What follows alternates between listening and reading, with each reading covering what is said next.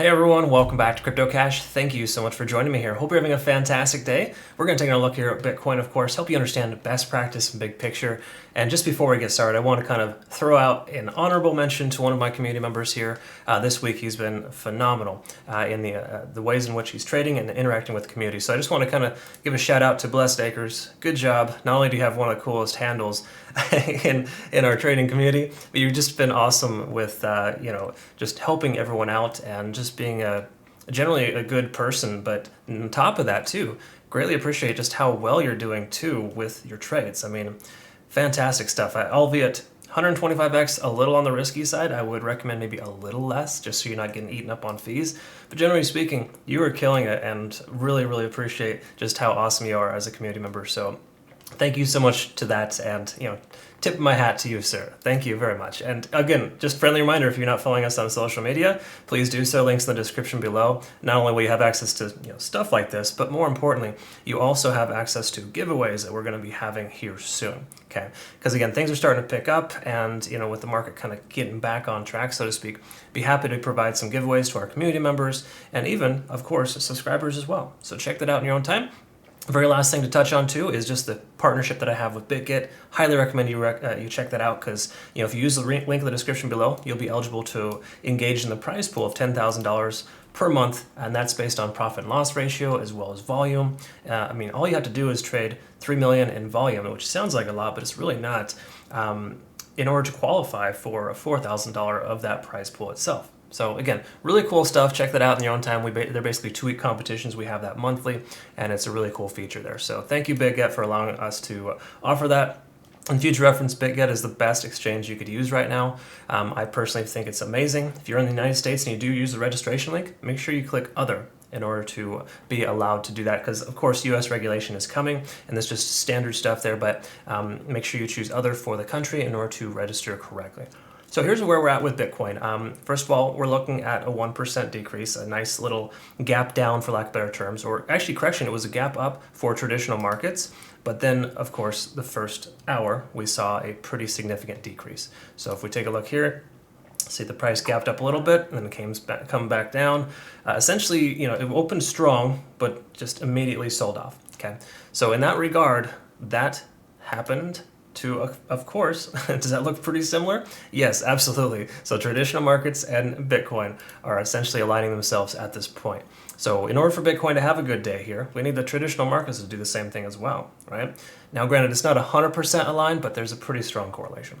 Okay, so just again, a little preface there to kind of see that perspective, and it's like, if you're scratching your head, why did this happen? Well, there's a lot more than just the technical analysis on Bitcoin itself that causes this, right? But here's the cool thing. Traditional markets are declining pretty significantly if you look at the daily.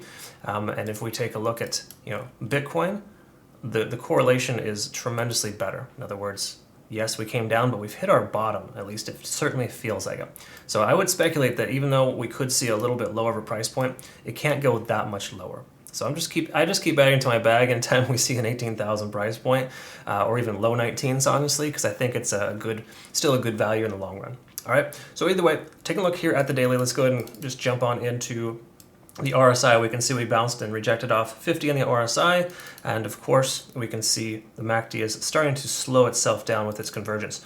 So generally speaking, we hit that resistance level at, big surprise, 19,580, or just say 19.6. That's the key level resistance I mentioned yesterday that we need to close above in order to be able to progress higher. Not to say we can't still do that, because it does look like we're consolidating at the previous support level, 19,300, another Fibonacci retracement line, and essentially helping us understand that we're kind of tentatively range bound, but the likelihood of further upside is greater based on higher lows still being established on smaller time frames. Okay, we'll look at that next here, but generally speaking, the daily isn't that terrible, but it's par for the course, I guess you could say.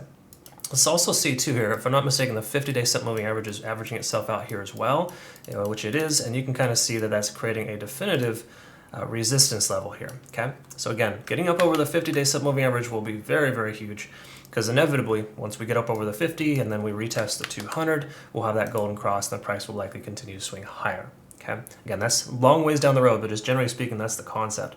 Okay, so that's kind of where we're at on the daily. So I would say slightly disadvantageous on the daily, but also makes sense as to what it's doing. Okay. Now, if we take a look at the 4-hour, we can see all three moving averages are kind of working themselves out to this key level support at 19,300.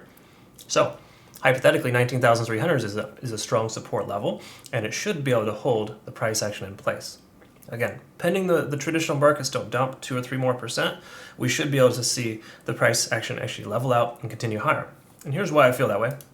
So we see, first of all, these higher lows here that are established. You can see them continuously occurring. Okay. We can also see this most recent high essentially working as a support level. And I know that sounds weird. Like, what does it mean by that? Understand that when that most recent high, essentially right here, works as a support level moving forward. So in other words, a previous resistance level should work as a support. So hypothetically, a lot of times what I'll do is I'll create stop losses just below that point, or profit targets depending on the direction that we're heading. And that is essentially helping us understand that direction. Okay. So generally speaking, what I'm getting at is that right here at 19,003, 19,400, it's a strong support zone, and it's be able to allow for us to be able to likely bounce from here. Okay, it just kind of has that feeling, has that look. We also see 50 on the RSI as well, working tentatively as a support level.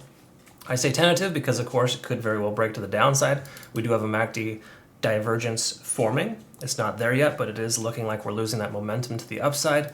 Obviously, it doesn't take a rocket scientist to figure that out, but generally speaking, the more often you retest a resistance level, more likely it is to break, but we got rejected because the market opened. So it still has that positive momentum in the overall sense of things. Okay, so generally speaking, I don't think that's a terrible thing. I think we're mostly looking good here, and I think it's all right. You know, so in that general sense here, what we want to look at next would be the hourly and kind of find out generally what that looks like here. So take a look at the Ichimoku cloud. We can see we traveled within, we wicked below, but closed above in this 1 hour. And we're also above the support level on Fibonacci. So generally speaking, at this point, we can see that it's working tentatively as a support level, but that's not the only thing we want to focus on, right? Because when you look at the Ichimoku cloud, you want to make sure to understand other factors as well. And that's the beautiful thing about the Ichimoku cloud. It gives you like 3 indicators in one. So in a lot of cases, you can get a lot of information from it. So what we also want to look at here is the lagging span. It is free and clear price action to the downside. It does imply that further downside could occur.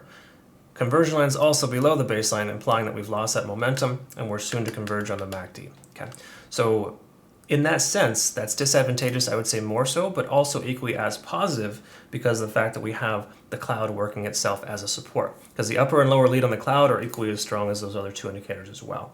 So to me, based on what we see here so far, we should expect to see further downside and anticipate that, but we do have a strong support level at 19,300 that should likely hold pending the traditional markets don't dump. Okay. So again, mostly positive here. Even if the price were to come down a little bit lower, we'd still be okay. What we want to do is have a closure today above, of course, 19,000. A closure below 19,000 would likely imply that we're going to see further downside.